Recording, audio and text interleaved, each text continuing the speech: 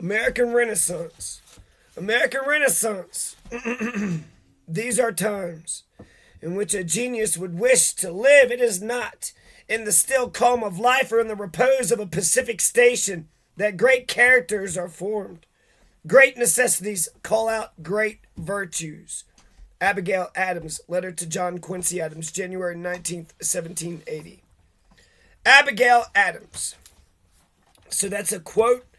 Marianne Williamson begins off her book, chapter 1, with an Abigail Adams quote. This is after a fucking introduction and a goddamn preface and a motherfucking contents page and a publishing page and for Al. All this is for Al, copyright 1997. Okay, Marianne Williamson, author of A Return to Love. What is she talking about on the healing of America? Marianne Williamson, what say ye? 1997 is when she's writing this. Within the next 10 years, America will have a renaissance or a catastrophe. Well, shit, we had 9/11 and the Iraq War, so she predicted that, right? Something is going to happen to take us back to who we are. If America were an individual seeking counsel, a good therapist might say, number one, America, you're not really sober. Number two, America, you're obsessed with material things and your spiritual life. Oh, your spiritual life, well, it's begging for attention. Number three, America, you rarely take responsibility for your own problems and you project a lot of blame onto other people. Number four, America, you've neglected your kids. Number five, America, the size of the elaborate security system around your house shows paranoid tendencies. Number six, you have a lot of amends to make. Number seven, your attraction to generals is neurotic. Whether the patient takes the cue or not remains to be seen, but for a person or for a nation, everything will erupt in time if we do not attend to the inner life. Radical beginnings. So, what do we... Crime. I hope Marianne Williamson isn't going to be like a stereotypical piece of crap on crime. Smash fucking crime. I don't want a criminal society. I want a free society. If it's a bunch of criminal motherfuckers, we're not free. You gotta smash crime so that way we can enjoy our civil liberties. So we can peacefully assemble. So we can enjoy our civil liberties. Radical beginnings. I liked how Marianne Williamson said, all right, Donald Trump, I'm going to come after you with love. I'm meeting you on the battlefield. You bring your hatred, and I'll bring love. The curtain is now set to rise on the drama of the 21st century. We hold in our minds the possible scripts for its beginning scenes. As Thomas Paine proclaimed in speaking about the American Revolution, she's talking about Thomas Paine. You want to know who talked about Thomas Paine? Nobody. Nobody gave a shit about Thomas Paine. He didn't get his just desserts back in his day and age. And he doesn't get his just desserts today. Dick Gregory wrote something. I'll have to read that too. You later, America, Colorado, Idaho, Oregon. The American Revolution was a stunning social rebirth. Okay, so I'm just going to kind of read several pages of Marianne Williamson until I don't want to read no more. We have it in our power to begin the world over again. So do we. Like our founders before us, we live in one of those pregnant moments when a fundamental paradigm that has ruled one chapter of history is ready to pass and give way to another paradigm. Entire eras dovetail. Entire eras dovetail. At such times, the systems of life are more malleable than usual, and committed individuals have more power than they sometimes do to determine the course of history. It is ours to decide where history goes now, and Western civilization has but two directions from which to choose: transformation or disintegration. Cultures that did not have the capacity to fundamentally rethink themselves when historical conditions demanded that they do so have collapsed and passed out of existence. It behooves us, at times such as these, to consider deeply the historical examples of those societies that faced the challenge and found a way to be reborn without first having to die. The American Revolution was a stunning social rebirth. Our founders repudiated systems of feudal authority that had been entrenched in Europe for centuries. The Americans declared all men to be endowed by rights given them not by a king but by God. This was and is a radical declaration of individual authority. Let's hear that again. The Americans declared that all men to be endowed by rights not given to them by a king but by God. That's natural freedom, natural rights. Marianne Williamson, she's talking about the Constitution and the Bill of Rights. Thomas Paine, now she's talking about goddamn natural rights. Power was deemed to be enthroned within each of us to then be lent to by us to government, not to suppress our individual freedom, but rather to realize it and harness it effectively. Our founders,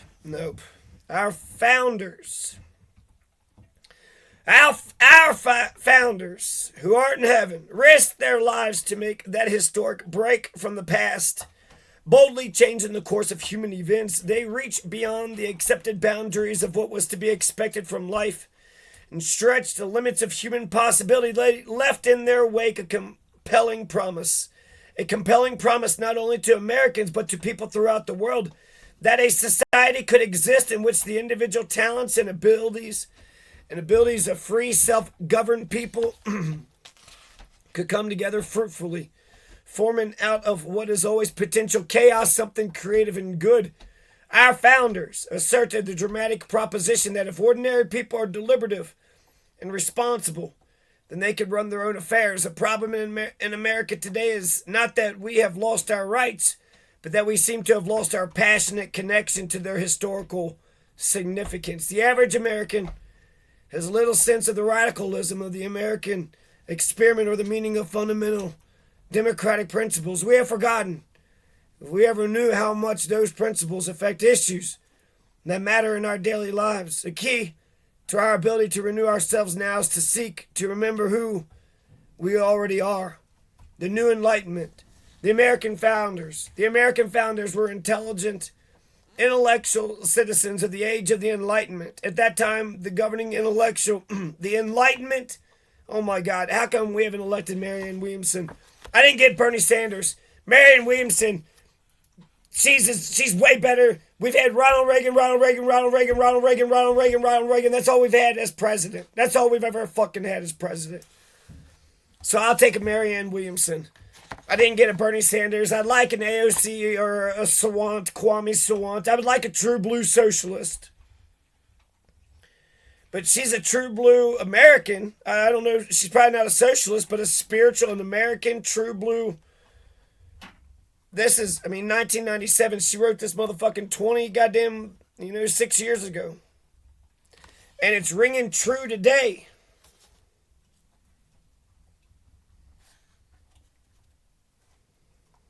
So if ordinary people are deliberative and responsible, we can run our own affairs. A problem in America today is that we haven't lost our right. We don't know who we are. So the New Enlightenment. At that time, the governing intellectual assumption was that all human knowledge and experience had come together in a great confluence from which human beings could distill general principles of nature and society. The means of this distillation was the exercise of reason. The great intellectual model of the Enlightenment was Isaac Newton, who deduced and articulated the principles of what we have ever since called Newtonian physics. Many American statesmen with intellectual ambition, James Madison, Alexander Hamilton, John Adams, among them, aspired to become the Newton of politics and government. Now, at the end of the 20th century, the world has corrected and improved upon Newtonian science. Reality is not quite as solid or objective or deterministic as Newton thought. Heisenberg, Bohr, and Einstein were thinkers as revolutionary in their time as Newton had been in his, while the thinkers of the Enlightenment exalted the faculty of reason. Quantum mechanics proved some unreasonable things to be true, Time flows at different rates for observers moving at different speeds. Solid atoms are largely empty. Subatomic phenomena are both particles and waves. Particles seem to affect each other at a distance, even in the absence of a known causal connection. And according to Heisenberg's uncertainty principle, an object is affected by the act of being observed. As British physicist Sir James Jeans proclaimed, the world now turned out to be not so much a great machine as a great thought. Quantum physics gives human consciousness a much more central role in the larger scheme of the universe than did Newtonian physics. How we perceive and how we interpret things are more than mere symbolic powers, opening the modern mind to a more spiritual interpretation of reality than has been intellectually in vogue for centuries. The more I study physics, said Einstein, the more I am drawn to metaphysics. The rationalistic worldview of the Enlightenment is now repudiated by one more soulful, as the Renaissance itself was a repudiation in its time of an overly mystified Middle Ages. In every historical era, there ensues a creative argument about the past, as every thesis is met by its antithesis, moving humanity backward or forward depending on who's in charge. In the words of Thomas Jefferson, I am not an advocate for frequent changes in laws and constitutions, but laws and institutions must go hand in hand with the progress of the human mind. As that becomes more developed, more enlightened, as new discoveries are made, new truths discovered, and manners and opinions change. With the change of circumstances, institutions must advance also to keep pace with the times. We might as well require a man to wear still the coat which fitted him when a boy in civilized society, to remain ever under the regimen of their barbarous ancestors. As our founders sought to apply the knowledge of Newton in the Age of Enlightenment to the politics of their time, we should try to apply the principles of modern physics and metaphysics to the politics of our time. The consciousness revolution of the 20th century has already transformed both mainstream medicine and business. Harvard Medical School has hosted symposiums on the role of spirituality and healing in medicine, and highly paid corporate consultants call on business executives to turn their workplaces into sanctuaries for the soul. Government is the only major American institution that doesn't seem to have heard yet that the world has unalterably changed. The world of medicine has already been radically transformed by a new paradigm thinking. Business is mid-process. Politics is next. Creative chaos. Every corner of God's universe is being swept upward, as the door to a new millennium offers escape from the lower regions of thought still tugging so strongly and destructively at us. We are exiting a material age which has lasted for thousands of years and are entering an ideational age. We are, as a species, shifting our focus from extrinsic to intrinsic value. We are living during dramatic times of historical transition in which our psyches and our social orders are trying to adjust to the often violent shift from one primary mode of civilization to another. Just as when we go from one country to another, we use an adapter to convert our use of electrical energy, so we must now learn to convert our use of mental energy. It's electrical energy too. We are moving into the new territory. We're moving into new territory where we are unable to plug into our own energy sources unless we learn how to convert our thinking. We need adapters, facilitators of the new consciousness, and most important, we need the willingness to adapt. Where the Atlantic meets the Pacific, the waters are turbulent. When one major historical epoch meets another, the psychic and emotional waters are likewise turbulent. Navigating those waters is difficult, but mastering the waves brings an exhilaration that those living in less exciting times will never know. I have wondered if, at the beginning of the Italian Renaissance, people looked at each other and said, I think this is the Renaissance. Do you think it's the Renaissance? They must have felt that something was in the air. Franklin and Adams and Jefferson must have known that the painting showing them at the signing of the Declaration of Independence stood a good chance of being around for quite a while. The room must have had an intense reverberation. The air must have crackled. Their hearts must have known. For such were times when the world was recreated, when ages of dust were swept aside and civilization renewed itself. This moment is such a time. These transitional periods are always chaotic. There is no amount of legal or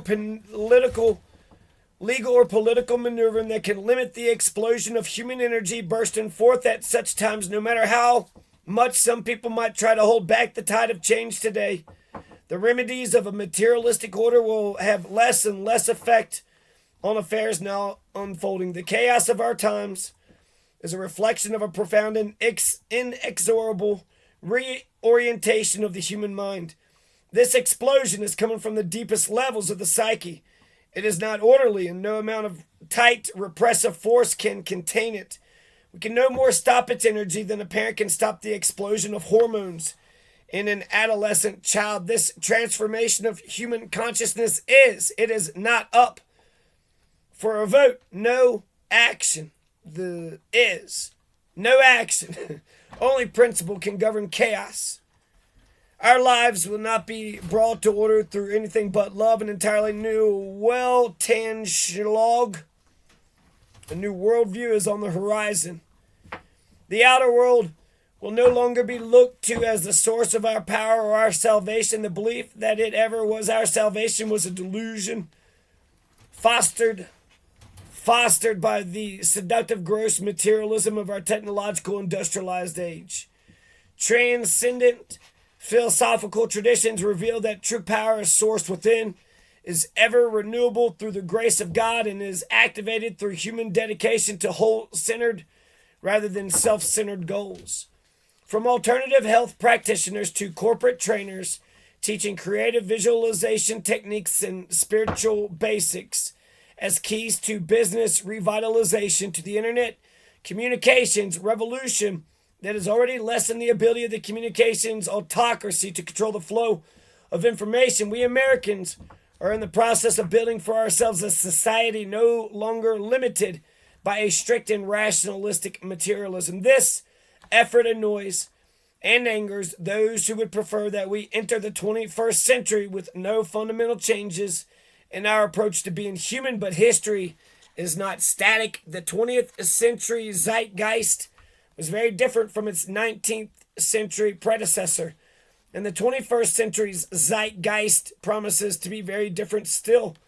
There are millions of people throughout the world who have spent the last several years trying to unlearn a worldview that dominated Western civilization during the century now passing. That worldview has given us tremendous progress, but it cannot be said to have given us peace. So she's talking about neoliberalism, right? Democratic states tied to market economies. That's what Fukuyama said. Was it Franz Fukuyama? Democratic republics tied to market economies. So we don't need capitalism and we don't need socialism. We need neoliberalism, which is democracy tied to market economies. It's the end of history. We don't have any more great wars. Fascism is dead. Fascism, imperialism, communism, they're all dead. MAGAism. Dense human consciousness is beginning to lighten up. This is not prophecy, but rather a description of what is happening now. All structures and systems that remain primarily wedded to external substance have already begun and will continue to collapse around us. They are dinosaurs. They will be replaced by structures just as real, perhaps more real, but focused within the mind. Western materialism, largely a product of Newtonian physics, and our economic obsessiveness, largely a product of the Industrial Revolution, will both be largely undermined by the natural flow of future developments. Western materialism will be forced to surrender to a new age of scientific and spiritual consciousness, and our economic points of view will surrender to the demands of the information age. Structures which seem very solid to us now are not as solid as they appear. Only that which is built on a sacred principle is built on rock, all else built on sand. New attitudes based on the awareness of spiritual principles have been embraced now by enough Americans to turn the tenets of higher consciousness into a major force for social change. Political as well as social issues will come to bear the mark of this transformation as we continue our countdown to a new millennium. Therein lies great potential for the release of massive healing energies here and around the world. The soul's frontier. There is now a new frontier.